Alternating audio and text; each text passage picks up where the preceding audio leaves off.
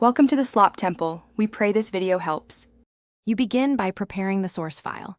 Save your spreadsheet as n. XLSX, keep one worksheet focused, and close Excel so Autocad can access it.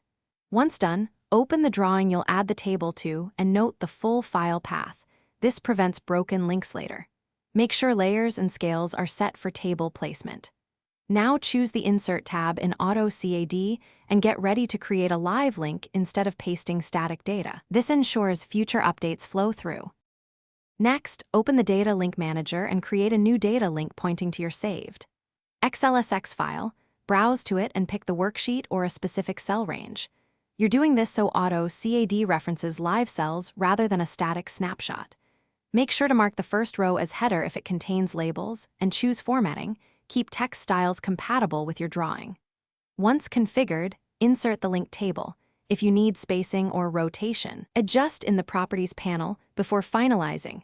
To finish, position and style the link table and save the drawing. When the spreadsheet changes, update the link through the Data Link Manager or set it to refresh automatically so data stays current.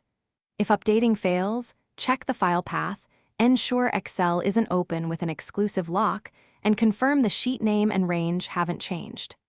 As a last resort, export to CSV and relink or paste as an embedded table if the live link proves unreliable.